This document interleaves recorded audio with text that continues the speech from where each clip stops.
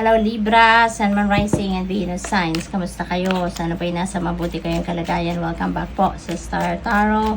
Kung bago kayo dito, welcome din kayo. Thank you sa inyong support. I truly appreciate it. God bless you all. Libra, pauna mensahe po ninyo ay yoke, feeling tied down or frustrated. Okay? So siguro,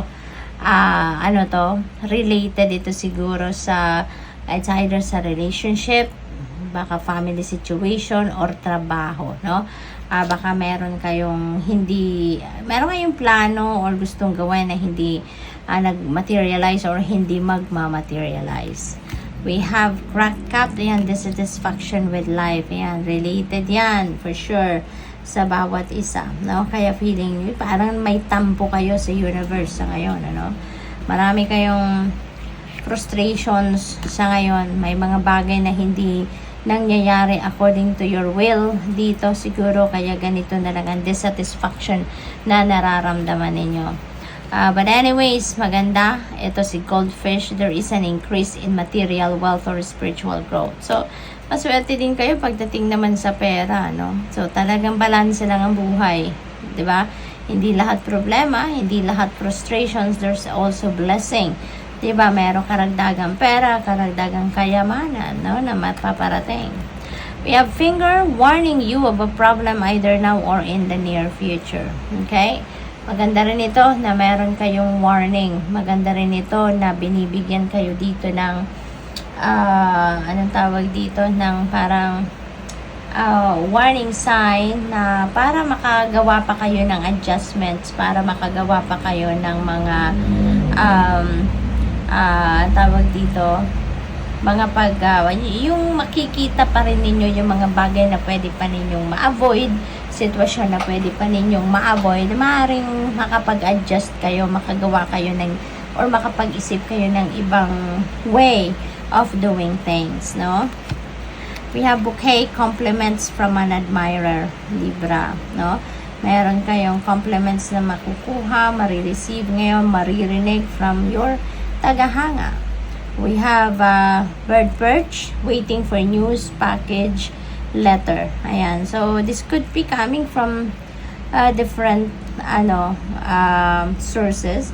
Baka yung mga balitang ito related dito sa trabaho, sa mga in-applyan ninyong mga travel documents. Baka meron kayong mga balita or updates about sa mga transactions ninyo sa negosyo, di ba? Or kung ano-ano pa. So, may package, siguro documents ang laman nito. Maaring pati yung sulat, baka documents ito, notice, yung mga ganun ba? Or kung ano-ano pang mga bagay na related sa inyong mga transactions, siguro ang inyong hinihintay.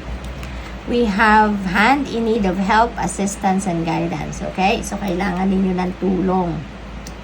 Ngayon, Libra, you need katulong or tulong from other people. Kaya ask for help, no? Ask for help kung sa tingin ninyo kailangan ninyo ng assistance, kailangan ninyo ng tulong, then you need to ask for help.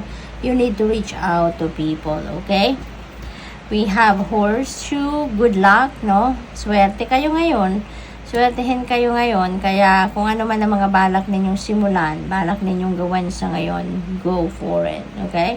Simulan na ninyo habang ang good luck energy ay nasa inyong horizon. We have younger woman, dealings or relationship with a younger woman, okay? So, ito, baka si younger woman ang maghahatid sa inyo ng swerte, di ba? Or baka siya ang pagmumula ng inyong problema. So, it could be anything. Depende sa inyong sitwasyon, no? Either or. Depende. Iba-iba tayo ng sitwasyon, ano? So, but you are definitely going to deal with a younger woman at this time. We have family wishes come true. Napakaganda naman nito, Libra. Swerte. Balanse talaga kayo. Balanse ang buhay. Sa ngayon, matutuwa din kayo. You will have that great happiness na mararamdaman ninyo. Kasi, yung wish ng inyong pamilya ay maaring natupad na.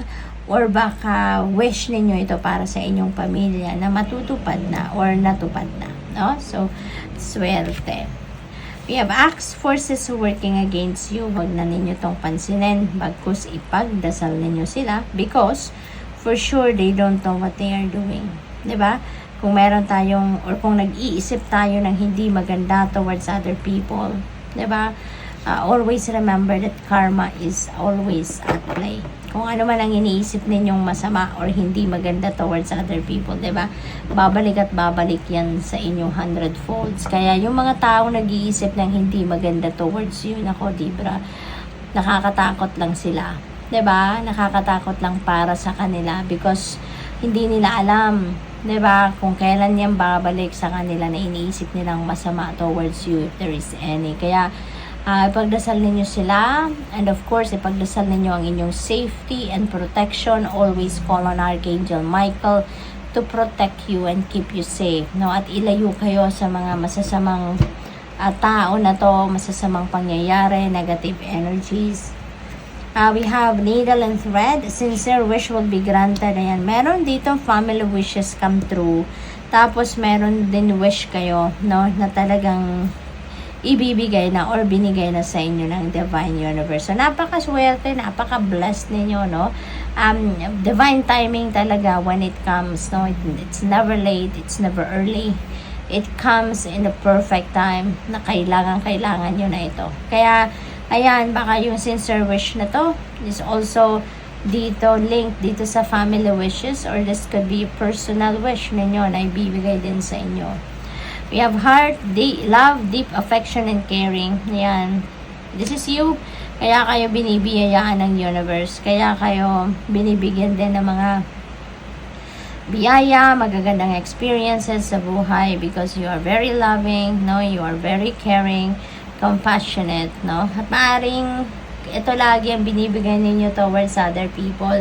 Mapagmahal kayo, mapag-asikaso. Kaya maaari din na ngayon kayo din ang magre-receive ng ganon pag-aalag at pagmamahal ng ibang tao. So good luck. Thank you for watching Love and Light. Namaste.